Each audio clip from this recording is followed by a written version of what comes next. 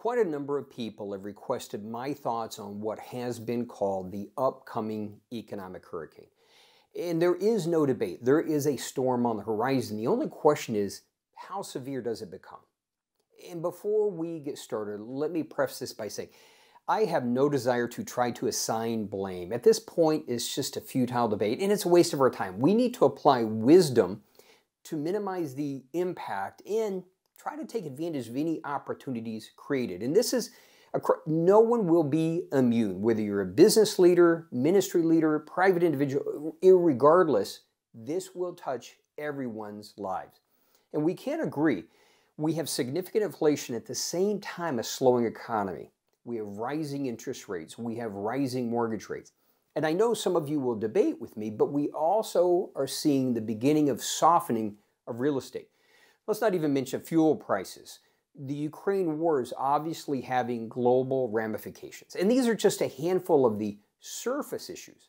What's below the surface is so much more significant, and it will have unexpected consequences we can't truly predict. We are in unprecedented territory because of the fact that governments over the last few years, through the various crises and a desire to keep the economy lubricated and moving, we have excessive quantitative easing. And simply put, what it means is there is way too much liquidity in the marketplace, in the world. And governments have to now begin reversing that while also dealing with these other issues. And we are in uncharted territory. There will be shocks to the system. There will be volatility. So it's difficult, obviously, to come out and make suggestions that apply to every situation. But let me just challenge you to begin. Don't wait. Begin taking action. Begin using wisdom.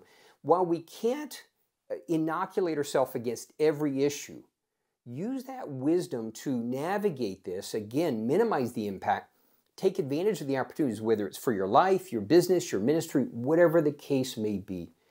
And one final thought.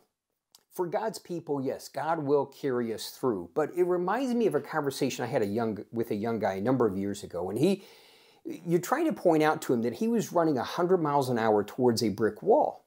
And you're trying to say, hey, it's a great time to tap the brakes. And he kind of flippantly responded, oh, God will take care of it.